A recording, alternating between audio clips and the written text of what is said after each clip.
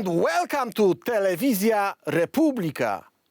Remember when on 22nd January I've informed you about Tobol system being responsible for GPS signal jamming over the NATO eastern flank? Well, it looks like the same things are happening right now in the area. Here's the map of latest GPS signal jamming in the Baltic Sea region. Sweden, Baltic Straits, approach Bornholm Island, the whole northern Poland and the whole area of so-called Suwalki Gap and the remaining part of Poland's eastern border. Those were affected by the hostile activities, obviously electronic warfare. Recent reports, recent incidents of GPS signal disruptions across Eastern Europe, particularly in the Baltic Sea region, have drawn significant attention from military security experts and international observers.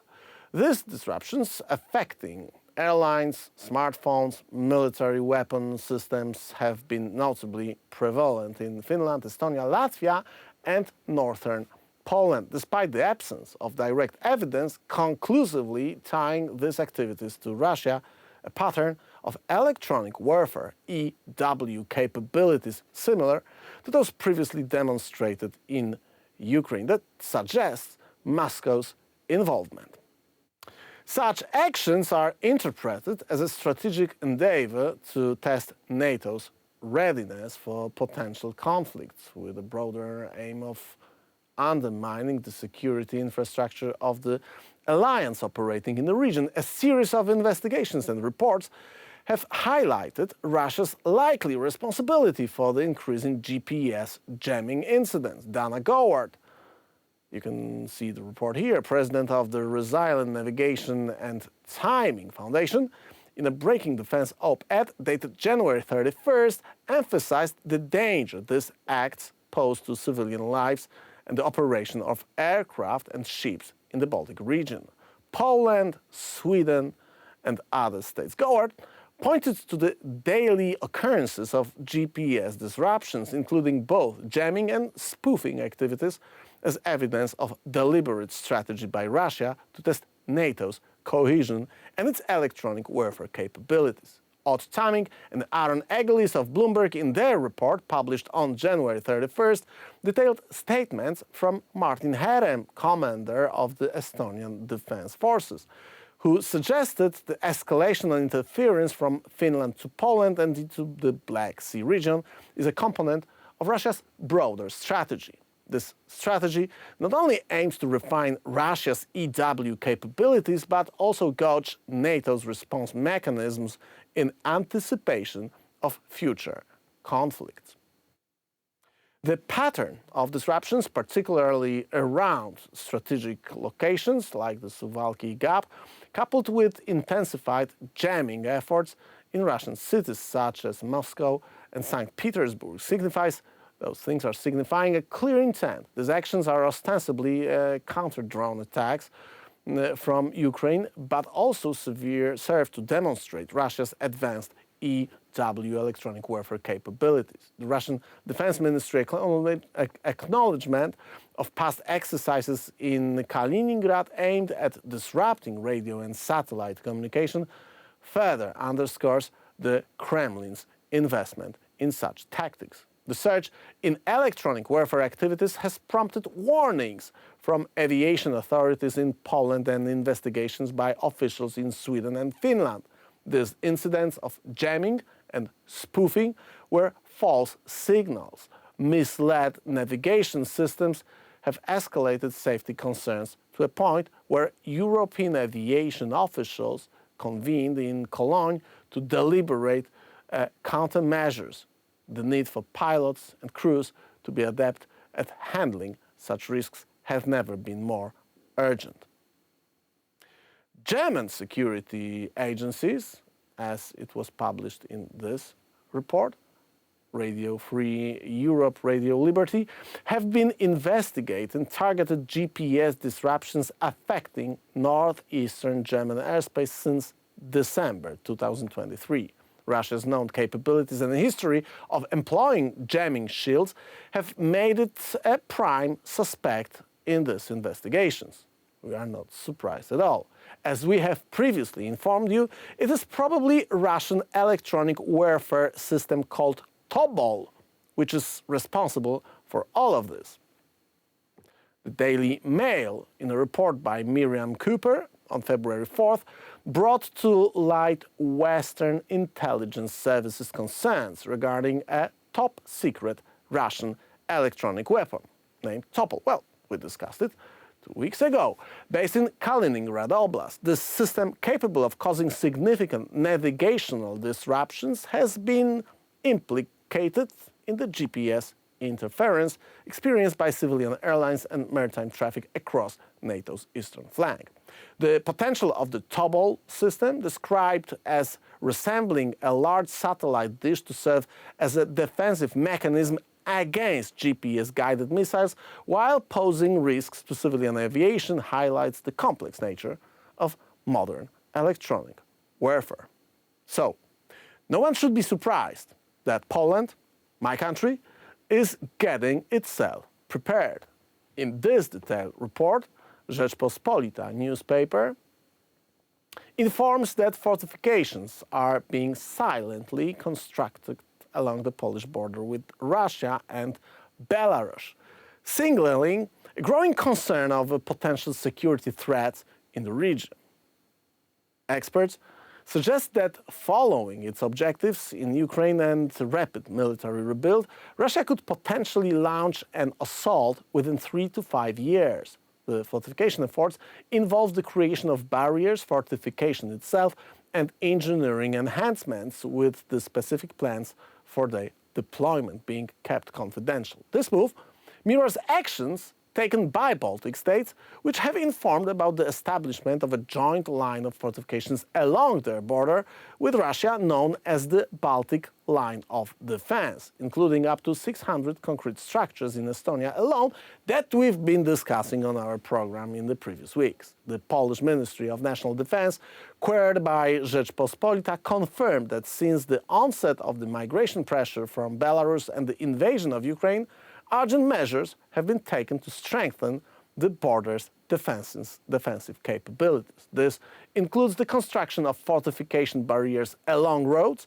and the accumulation of engineering resources, further emphasizing the region's growing militarization in response to perceived threats from the east. The article suggests a missed opportunity for Poland to quietly prepare these defenses during the state of emergency at the border with Belarus, when access was restricted. So, what do we make of all of it? Russia will attack a NATO state if given the opportunity, which arises from a lack of readiness, hard posture, and the political might and will shown by global superpowers. Russia capitalizes on the weakness of its enemies, maintaining constant pressure. The October 7 Hamas attack on Israel allowed Russia to politically capitalize on Ukraine by shifting global attention. Currently, the world's focus is again diverted to the Middle East due to the Iranian attack on Tower 22 and US and UK responses to Iranian proxies. Russia benefits from the US and its allies being distracted from areas Russia aims to reclaim from its former empire, the so-called Evil Empire of the Soviet Union, and its satellites. Ukraine, Baltic states, and Poland remain high on Moscow's wish list. So if bombs are falling far away from places where Russia has its tanks ready to roll, watch those tanks closely, because they will be moved. It does not look like they will be rolling on NATO territories in next week, but surely they will be used in Ukraine once again, as the Western intelligence agencies are distracted not only by GPS jamming. You can join us on rackracon.com. Here you can find reports from the global war against the Western civilization that we try to report daily. Here you will find all those information ahead of the curve before those information are available elsewhere. because that's what we are going to talk about on my show. My name is Michał Rachonia. This is Rachon, and we roll in. Are you ready? 3, 2, 1, go! And as always on Monday, to talk about the things that are going on the eastern flank of NATO on one hand, and in Ukraine, which is being attacked by Russia on the other hand, is Joe Lindsley. Great to see you again, Joe. Yeah, hello from Kharkiv. I'm in a much calmer setting than last week when I spoke to you from the ruins of Kharkiv, and now I'm here in Kiev, and all is calm at the moment. I look forward to this conversation today because there's so much noise right now and so many distractions. Okay, so let's start. Let's start with the first thing that is being distributed all along the news feeds and the news that we hear from Ukraine. Can you confirm those news that Russia is gathering troops around Kharkiv district and wants to organize a push to regain Kharkiv, something that haven't been accomplished during the first year of the Russian aggression against Ukraine? Well, I would say first, Michał, we've heard those rumors going back to last summer. Ukrainians took back Kharkiv region in September of 2022. The city never fell into Russian hands. They were on the outskirts. I've spent a lot of time in Kharkiv city, including the past several weeks. The spirit there, it's always been strong, but now, after Russia has attacked it so heavily, the spirit is stronger than ever there.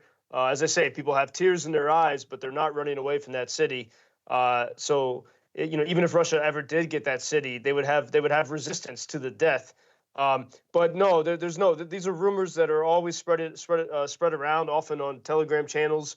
They're meant to stoke fear in the hearts of people in eastern Ukraine. But I think it's become so routine now that most people dismiss it. There is no indication of anything like that. In fact, what we did see from New Year's weekend until a couple weeks ago, the Russians were heavily bombarding the center of Kharkiv in a way that they had not done since the early days of the full-scale invasion.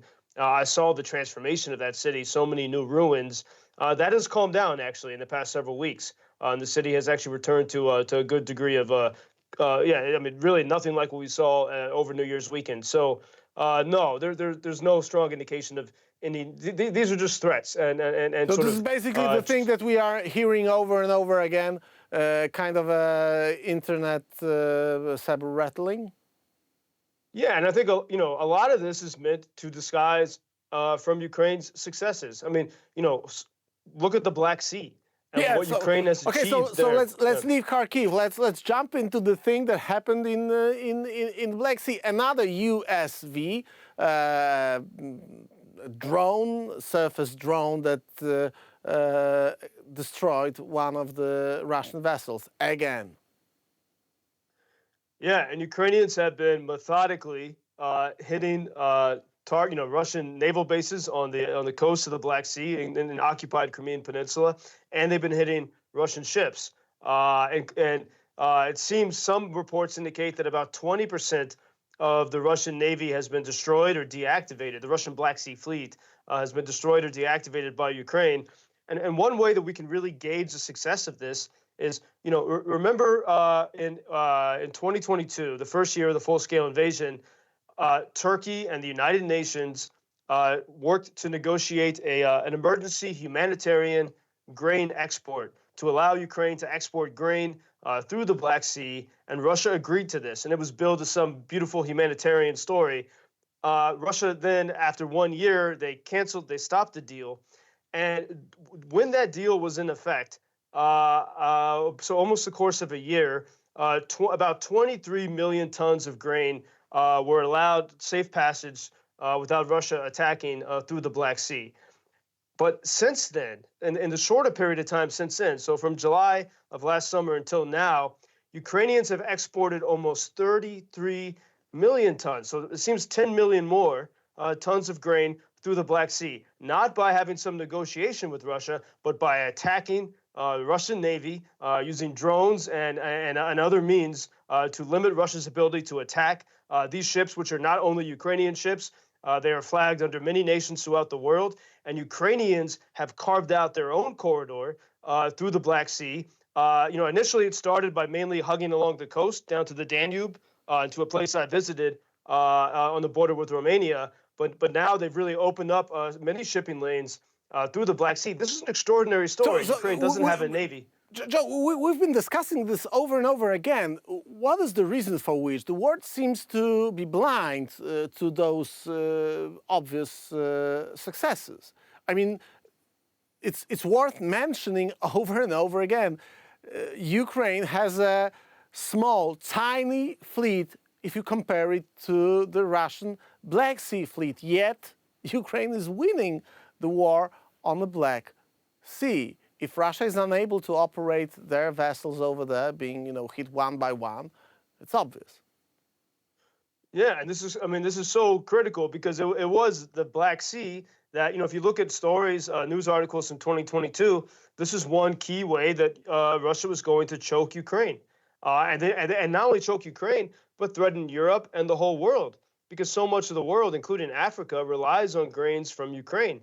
And I visited the one of the corridors, the land route, where every day there's trucks passing through, getting everything they can to the rest of the world. But more importantly now is what Ukrainians are able to do in the sea. And it's very telling that, as I saw in a Reuters report over the weekend, in this moment when Ukraine is actually more successful in the Black Sea at exporting grain with no deal with Russia, the Turkish President Erdogan says he wants to discuss with Vladimir Putin a new Black Sea deal, a new export deal, and this is very revealing, because why would you want a new deal when you realize that the most successful way is to use military means to destroy the invader, to destroy the terrorists that are trying to attack not only Ukrainians but civilian ships from all over the world, and we realize that it is supremely more effective to destroy the invader, the enemy,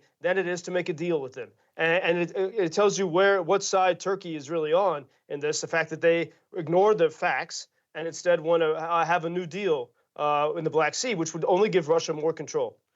Joe, what do you make of those reports about not only ousting of General Zaluzhnyi, but the latest claims by President Zelensky are that he's going to replace more senior officials of his administration, also, I assume, senior military commanders. Why is that? What do you make of it? Well, obviously, this has been perhaps the hottest topic here. On Friday, there were many indications that Zaluzhnyi was going to be dismissed on Friday. From high-level sources, I had this, and then that changed. There's a lot of negotiations and chess playing going on in the background. It was very notable that United States Undersecretary of State Victoria Nuland came to Ukraine, and it's very interesting that the U.S. sent her. We still don't know why, but they sent her in a very public way. She was publicly welcomed by Ambassador Bridget Brink when she arrived in Kiev. The White House has to know that one name, Victoria Nuland, is used by so many freedom-loving Americans who otherwise would believe in Ukraine. They somehow believe that she orchestrated Ukraine's revolution of dignity in 2014, which is preposterous. And it's very strange that the White House would send her in a public way when they know that would only feed these conspiracy theories. I'm puzzled by that. But perhaps, though, she was here because of because of the situation between Zelensky and Zaluzhnyi. But we don't know. I mean, and I've talked to a lot of people. It's hard to know what the U.S. wants in this regard. I think it's one of the most helpful ways to look at it. There's a professor, Ukrainian historian, Yaroslav Hertzak at Ukrainian Catholic University, and he summed up well, I think, what is going on in this larger debate. This professor says, Zelensky is right to say that someone has to fight and someone has to work. What he means is President Zelensky's idea that you have to keep the economy thriving. But the professor adds this, but Zelensky is afraid to give another message, that Ukraine needs to be transformed into a military camp in which this war can be fought for a long time. And so the idea that Ukrainians need to get more, even though they held on for so long, everyone in the whole society has to be very much in a Spartan-like military mode. In fact, Professor Herzig goes back and says, Ukrainians deeply believe in freedom, but in this moment, maybe they have to go deeper into their ancient Cossack and even deeper their Scythian roots. He talks about the Scythian army. Does he mean that Ukraine needs to transform its whole political system, its economy, into a war machine, basically? Because everyone who was in Kiev during those days, after the war broke out, it was quite obvious after the Russian offensive and after the Russians were kicked away from the Kiev, from Kharkiv, and after this first wave of Russian attack was basically contained, Kiev looked pretty normal as a normal city. The big cities looked pretty normal after Russians were kicked out of the state. Does it mean that this has to change? The whole Russia is being a war machine right now, what the Western intelligence agencies point to in actually each available publicly report. Well, I think I know this is part of the big debate in Ukrainian society, and I can see it. When I'm in Kharkiv, 30 miles from Russia, it's a very different mentality. Even though life continues there, but it's a very different mentality. A city that's often bombed, before the air raid alarm even goes off, compared to being here in Kiev. When I was in Kharkiv, I had to sleep on the floor of a bathroom for 2 weeks. It was so dangerous. Kiev is very different. It's very well protected. United States has protected it, and other countries with air defense, for example. But this is part of the debate, and it's not quite clear. I mean, some say that General Zaluzhnyi is the one saying Ukrainian society needs to be more, on war footing, totally, and that President Zelensky is opposed to the mass mobilization, which many people seem to be opposed to. At the same time, General Zaluzhnyi is the most single, well-beloved figure in Ukraine. And so, look, it's inherently a difficult thing to deal with, especially in a democracy. Is there a political aspect in it? Is Zaluzhnyi thinking about himself as a future president of Ukraine? We have all the debates that we remember about postponing the presidential election, the inability of executing the electoral process while the war is on. Is this the background stream of the political debate in this context? Of course, it's possible, but it's important for us to remember that these are signs of a democracy at work, even in the most extreme circumstances, right? Ukraine's not, Zelensky's not a dictator. He can't, the fact that he can't, if he wants to dismiss someone, he can't just do it right away. There's a fallout, and there's a dance of negotiations and listening to the public. That's why this doesn't happen swiftly, because this is not Russia. This is not a tyranny. And by the way, we got to remember, because so many people talk about the lack of, of elections under martial law, the United Kingdom, home to the mother of all parliaments, did not have an election during World War II. That's from the 1930s until the victory in Europe, there was not an election.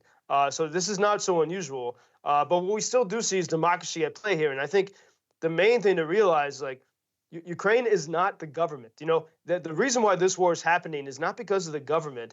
It's because Ukrainian people in 2014 chose to be free. And, the leaders of that revolution, the revolution of dignity, unlike the history of most revolutions throughout history, the leaders of the revolution did not run for office. There were a few of the generation of Maidan, especially at local level of politics. But President Zelensky was not part of that revolution. His political party, Servants of the People, was not part of it. The people who were leaders of the revolution, many of whom I've got to know in this time, also many of whom have been killed in this time, they wanted freedom. And they stood up in 2014 until they got freedom and they kicked out the pro-Moscow corrupt regime. And then they went back to their civilian life. Some of them did become soldiers.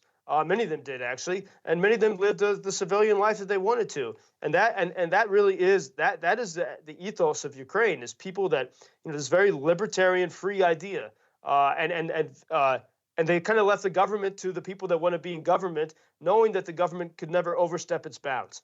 And so that is, without that revolution, Mihal, there is no war today because Russia would control the society. They would control the government. And so this point can't be missed. Like ultimately, it is the people who are in charge. They have to figure this out. These are difficult questions. And as that professor mentions, Ukrainians hold on to freedom, but they might have to become a bit more disciplined, he's saying. Yeah, the war is not an easy thing to win. Let's put it this way, and it means also some changes in the fabric of the society. Actually, Ukraine is the first state that, after actually Chechens, the nation, who decided to cut ties with Russia, it ended in 300,000 victims of Chechen nation. Ukraine is the second one in this position, much bigger country with much bigger chances of surviving and being successful in it. Joe, I wanted to have your say and your opinion about the thing that is rushing through the social media and through the official channels of the news networks. Tucker Carlson in Moscow. What do you make of it? I mean, it's a hard thing to see and very sad thing to be aware of for a conservative. What's your take on this? What do you make of it? Well, I knew Tucker personally. I mean, I started my career at the Weekly Standard, where he did as well. We didn't overlap there, but we were part of the same community of that. And then when I left Fox News, I quit Fox News. I was the protege to Roger Ailes, the chairman of Fox, because they had no regard for the truth. And with all their investigative resources, they didn't care to find the truth. And so I got out of there. It was it was like leaving the mafia. It was dangerous. They came after me with corporate security from Rupert Murdoch's News Corporation. And one of the first people I met with, because I thought he was a friend, I thought I could trust him, was Tucker Carlson. At the time, he was working at MSNBC. And he pretended to be a friend and to help me navigate, while I was actually being followed by News Corp security.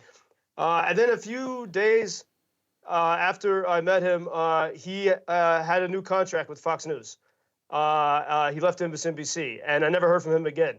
And so I don't trust him at all. And seeing those images of him at the ballet or whatever in Moscow, I mean, the issue is, for anyone who's trusted Tucker, there's things where he makes sense because he very supremely understands, where the mood of the American people is, and he knows how to play that so well. He's a magician in that sense. But as far as someone that believes in some ideas, he clearly doesn't believe in freedom of speech or freedom at all, because Russia does not have these values or principles. Let alone family values and everything. None of that really exists in Russia, but just look at free speech. It does not exist in Russia. And, the fact here, you can criticize Zelensky. You cannot criticize Putin there. And so I'm not surprised that he's there. But for anyone who does follow him, just because you might agree with other things he says, hopefully this is a wake-up call to see, what a sad story it is to follow Tucker Carlson. And, I think, Ukraine has been betrayed on both the left and the right in the U.S. And this is crucial to underscore. As a lot of times Americans are complaining about Ukrainians asking for weapons while Ukrainians are fighting for the freedom of the West. And we have to remember, in 2005, for example, then Senator Barack Obama, Democrat, future president, and then Senator Richard Lugar, Republican of Indiana, they led the effort to disarm Ukraine even further. In the 1990s, Ukraine agreed to give up its nukes under President Clinton and others with the Budapest Memorandum. And then in 2005, Obama and Lugar actually visited Ukraine and encouraged Ukraine to dismantle many of its weapons. They actually won. They got $48 million in American funding to dismantle weapons. And so Ukraine was not only, Ukraine was actively broken defensively by Democrats and Republicans in Washington. And these are the only people right now, the Ukrainians, the ones who are willing to face bullets and missiles for their freedom. I mean, as I've been in Kharkiv, it would be very easy just to say, we surrender a little bit, because it's very scary. And they refuse to do that. And what I don't understand is why people like Tucker Carlson and others praise protests of farmers in France and Germany, or Conor McGregor's protests in Ireland. Oh, you're fighting so hard, while they ignore the actual people who have been handicapped in this fight because the U.S. took away their weapons. They're ignoring the actual people who are fighting for faith, family, and freedom like no one else has in the past. Those 50 years. values that are on the bedrock of the Western culture, of the Western civilization, and everyone who saw communist Russia or the Russian regime imposed on free nations like my nation, and I was born in the communist time when Russia was ruling my motherland, knows that Russia and communists and the Chekists of FSB or KGB, whatever you call it, have nothing to do with values, nothing to do with freedom, nothing to do with tradition. Those are just criminals, war criminals, bastards, thieves and murderers. That's the sad reality, and I truly do not believe that Tucker Carlson does not understand it. That's a sad thing, because I was one of the viewers of his daily show. Joe, thanks a lot for your time. This sad reminder of the TV reality and the twist that we just were witnessing and kind of expected for a long time. Joe Lindsley, straight from Kiev. Yeah, and by the way, Kiev with electricity, heat, and power, unlike last year, these are signs of triumph. We just got to keep holding on. So, Joe, before we go, Yeah. what about the fundraising? There is a chance for a message, and we got a minute for you to deliver this message. Yeah, we welcome continued support at UkrainianFreedomNews.com. If you go through the nonprofit option, that can support vehicles to help with evacuations and drones to help with search and rescue. And then if you go through the PayPal option, we can buy more of the FPV drones for about $500 each. Those can be used to destroy Russian missile launchers and Russian tanks. While Ukraine is still waiting for the bigger weapons from the U.S., which no one seems to want to give except for very few people in Washington, while they wait to give Ukrainians these drones is the best thing you can do to equip democracy and this fight for freedom. So UkrainianFreedomNews.com. Joe, thank you very much. You can join Joe on Substack. He's also there. You can join us on Substack, rackracon.com. That's our website. So join us here. Leave us your email as we try to deliver you daily reports from the front lines of the war waged against the West. See you soon. Ciao. Bye-bye.